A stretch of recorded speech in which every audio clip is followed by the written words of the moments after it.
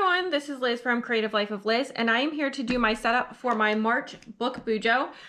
This is in a Artist Loft dot grid notebook. I got it from Michael's in this pretty turquoise color. I'll probably eventually add stickers to the front, but who knows.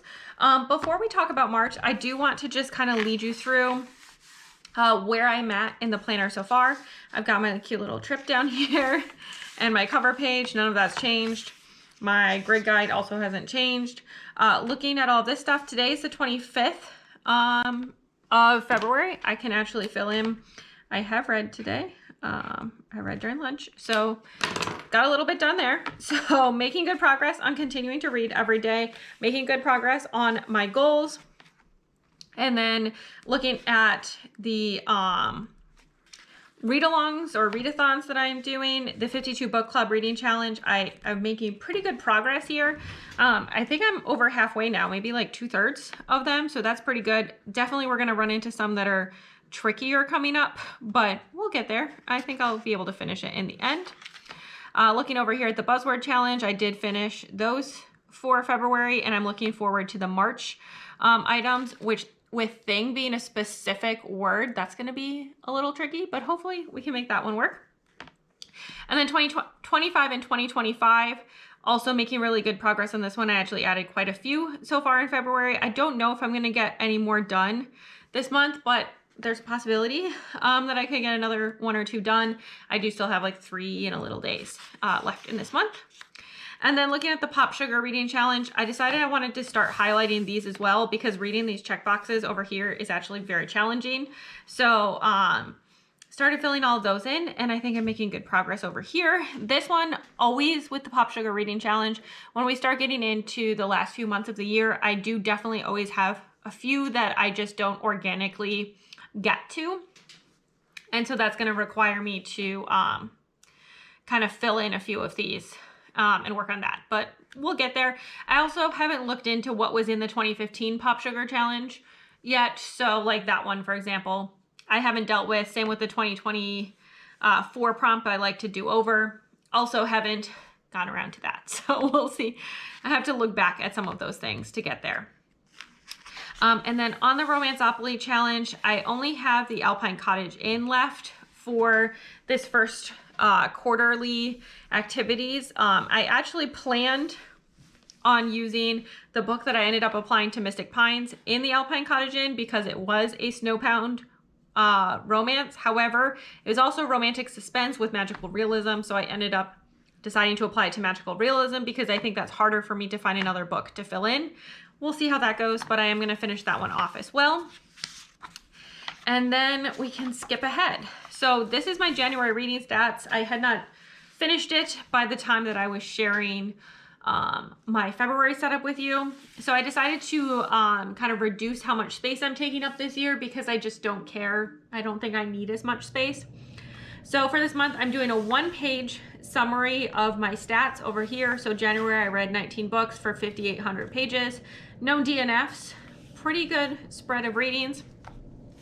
Pretty good spread of relationship to author. About 2/3 were new authors, and an okay spread on the own voices, about 1/3 own voices. I do want to kind of keep that number up throughout the year, but you know, making some progress.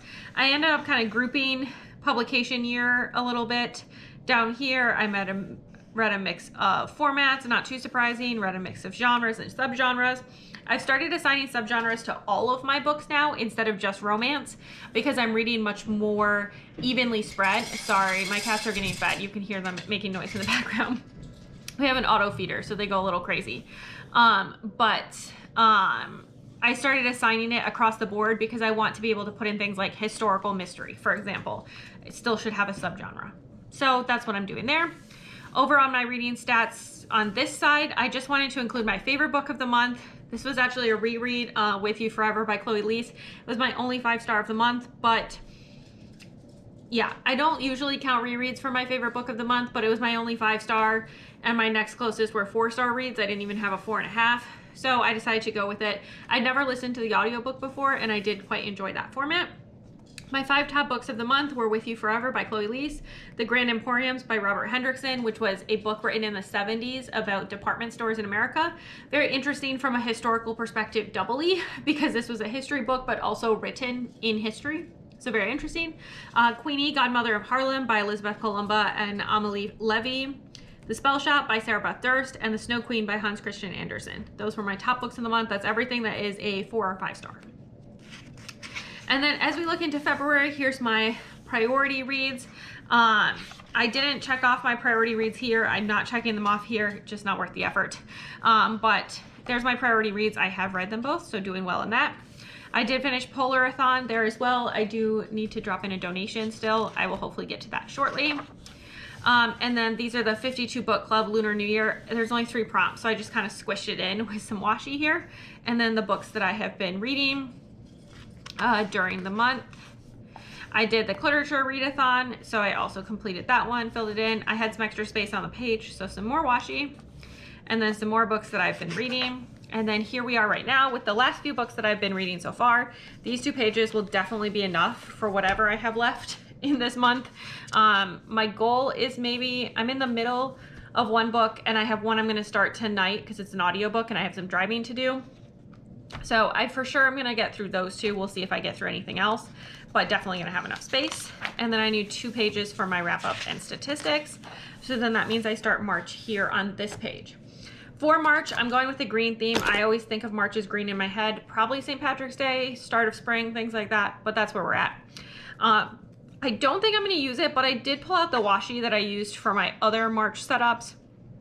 So I picked this one with the purple, orange, green with the gold glitter, snow falling, whatever it's called, from Simply Gilded, because I felt like it had Mardi Gras vibes.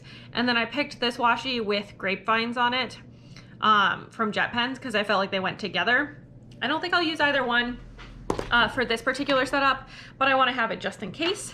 The other things I pulled out are my Zebra Click Art pen. This is in like lime green, light green, something like that. I don't read Japanese, so I'm gonna have to go with that. I have my Zebra mild liner. This is an olive. This is my favorite mild liner. And then I also have this Uniball Signo in lime green that I'm using as well. And then the last thing I pulled out for the setup is these Mincho fine liner pens in a variety of different sizes, just because I thought it might be nice for me to be able to have some black to help with the setup here. My setup is going to be extremely short this month because I have no plans to participate in any readathons. I know Realmathon is happening this month, which I love Realmathon. However, I get very sucked into the competition of competitive readathons. And so I've decided that I can't do it. March is going to be very busy for me. I do not have time to participate as much as I would want to. And I don't want to put myself in that position of the anxiety of feeling like I'm letting my team down, even though I know I'm not. I understand that, but I can't do it. So I'm just not participating. I think competitive readathons might just not be for me in general. We'll see how that goes later in the year when I get sucked into some of them over the summer. But right now I'm not planning to participate in any. So I'm just going to do this 1-page setup. And that's like all I have to do for this month. So very short and sweet. So I'm going to do that quickly.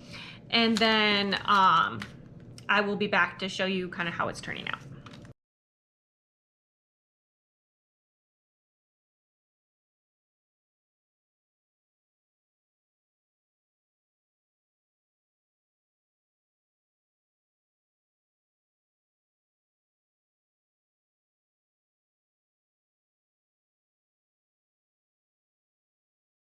I think this is literally all I'm gonna do. I just made a little March in a font with an outline. I drew some little leafy doodles in a box. I think it turned out pretty cute overall. I don't know that it's perfect, but I think it looks pretty cute. And then I just wrote priority reads right here. I know I have at least 1 arc, maybe 2. Not sure what else is gonna go in my priority reads. I will figure that out by the start of the month. We'll see how that goes. But I will drop those in, and then I'm going to start putting in the books on this side. So that's all I have for today. As always, please like and subscribe below if you haven't already. I really appreciate it. It helps me out. Let me know what you're reading in March, what you're excited about reading, book recommendations for me, readathons you're participating in or think I should participate in.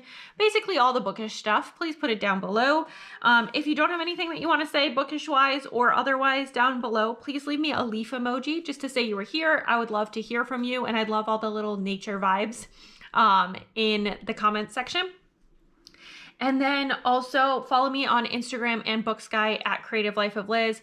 I show in progress and finished spreads of all my planners, as well as bits and pieces of my life, what I'm reading, all that good stuff. And until next time, bye.